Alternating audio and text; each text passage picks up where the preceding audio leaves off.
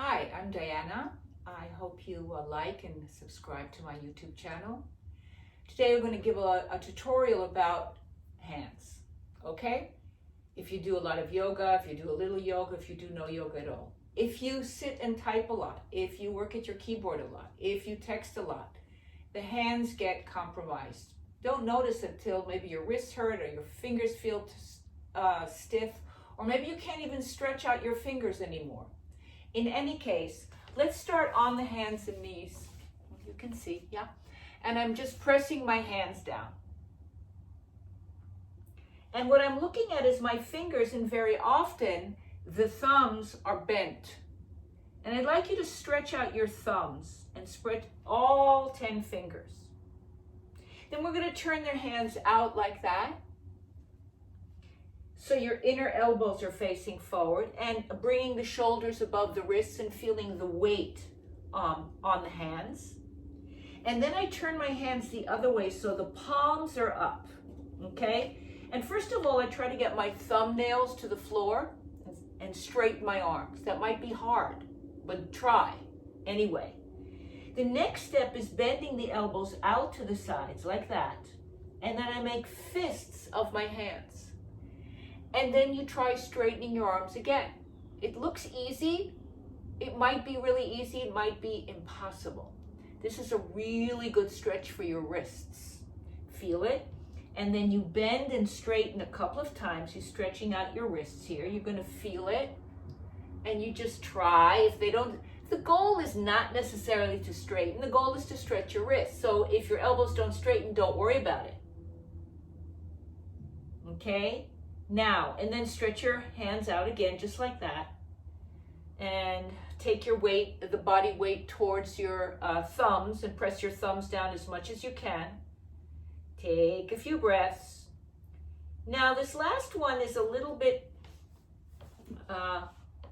different. What you're going to do is interlace your fingers like you always do.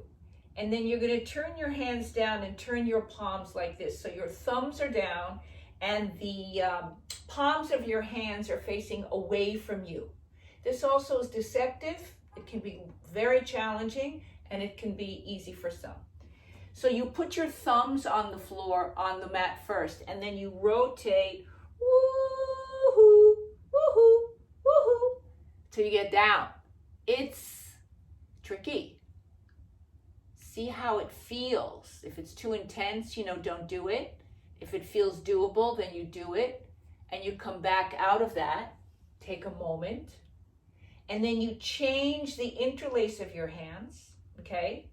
And again, you stretch your arms in front of you, turn your palms forward. First, you bring your thumbs to the floor, and then rotate as best you can. It's a very, very strong stretch.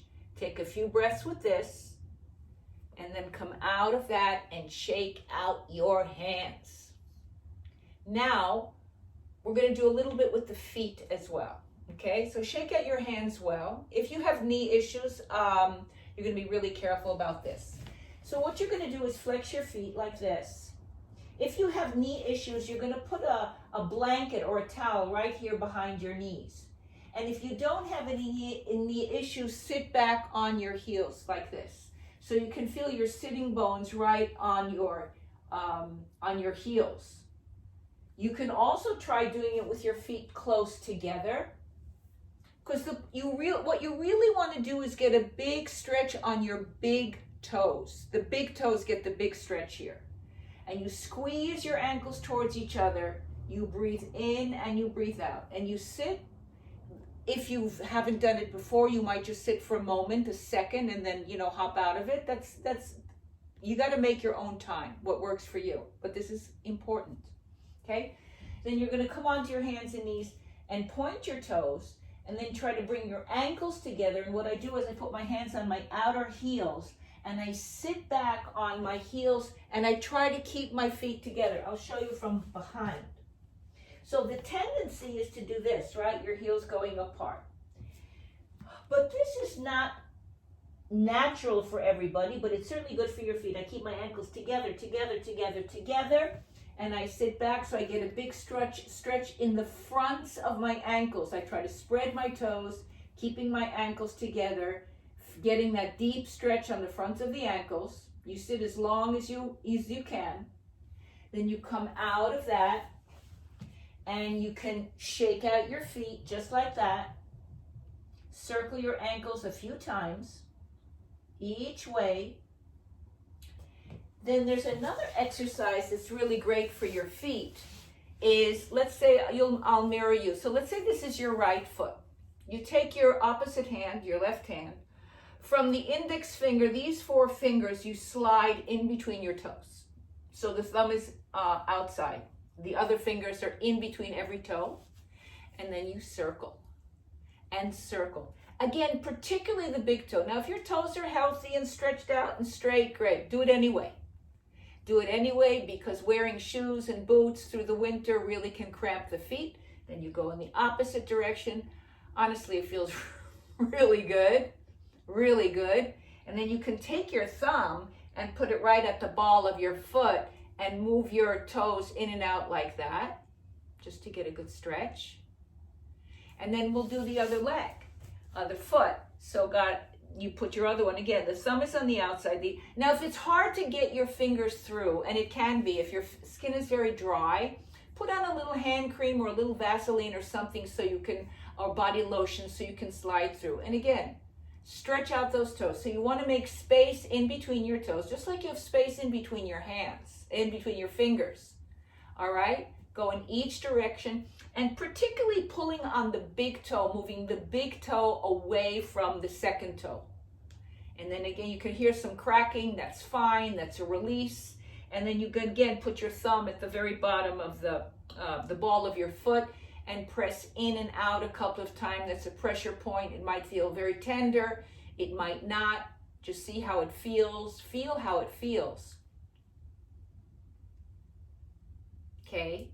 And then stretch your feet out in front of you and see if you can spread your toes, just like you spread your fingers.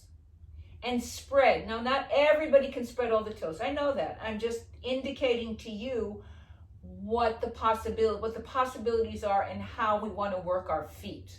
You want to stand on your feet for a long time, forever, as long as you live. You want to stand up well, you want to walk well, you want to ski well, you want to play tennis well, golf, whatever you do starts on the bottom. Okay, so take a few breaths here, spread those toes, and then I will say, see you soon, and thank you.